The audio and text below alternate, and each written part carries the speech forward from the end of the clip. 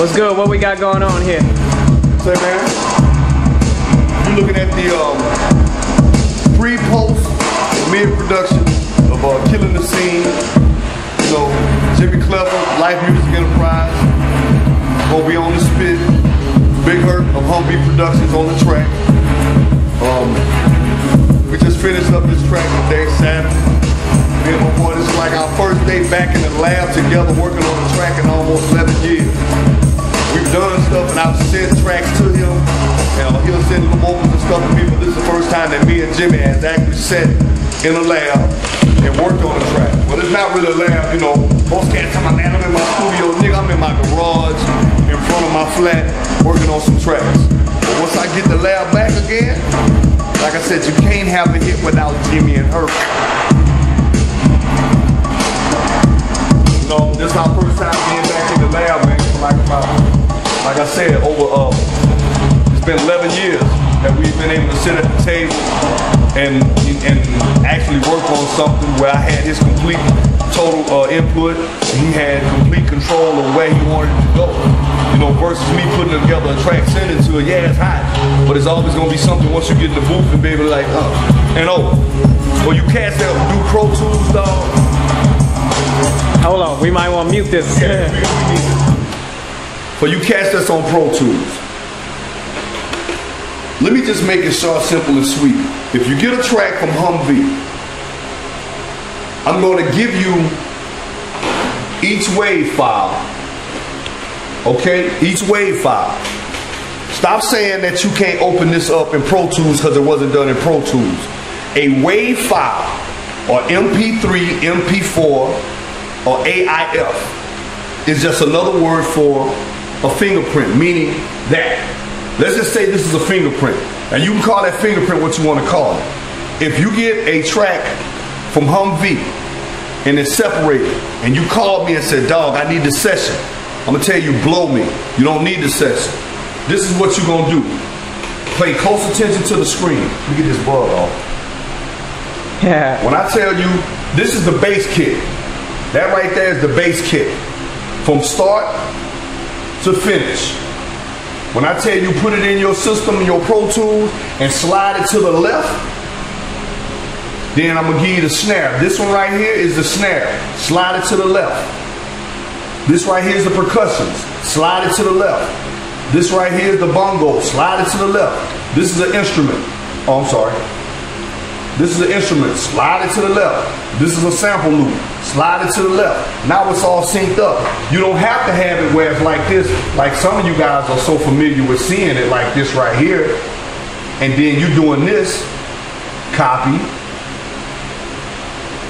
paste, and trying to keep duplicating that. You ain't got to do that, partner.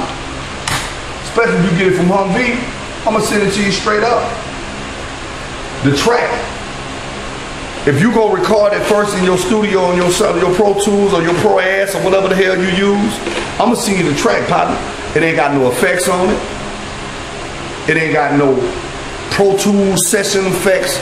You can put it in your damn system, slide it to the left. I'm going to send it to you on CD or I MP3 it to you. You can load it up as an MP3 or I send it as a wave. Wave takes up more space in kilobytes, so I'm going to send you an MP3. Then, if you really deal with me, I'm going to send it to you in DVD or video form, which is MP4. Know your terminology. Stop running out to the goddamn music store, getting your digi boards and your M boxes and thinking that you got Pro Tools, now you finna be puffing. Let me give you a little history. It started off with 2-inch reel-to-reel.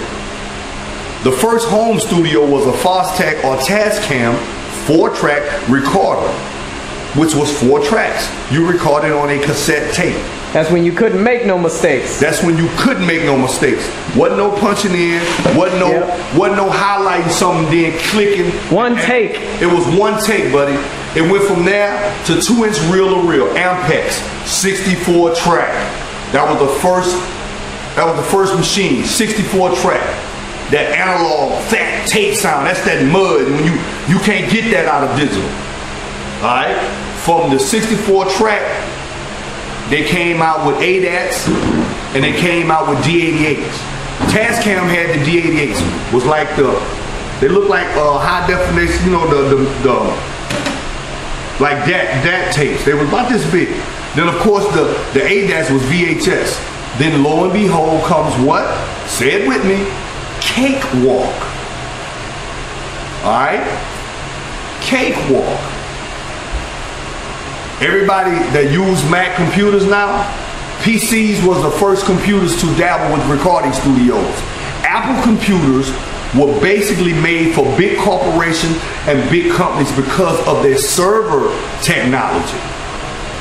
So they took the server technology, shrunk it down, and put it into home base like your PCs or your laptops. But you know, it's still, PC stand for personal computer. Mac didn't want to use personal computer, but it's still personal computer. And a lot of folks don't know that Bill Gates, the creator of PC and Gateway, sold his first plans to Apple so they could come up with a PC personal computer. The laptops, the desktops, that's all personal computer. They just said Apple. We call it Apple. Mac. Short for Macintosh. Come on, man. Y'all need to learn y'all history. Stop thinking that y'all got these big, powerful ads. And all computers crash. Anything man-made will fucking crash. But back to the lesson. Alright? It went from Cakewalk. From Cakewalk came Cubase. Alright? Then PC said, man, we've been dealing with studio software. Mac said, well, we just gonna create something strictly for hours.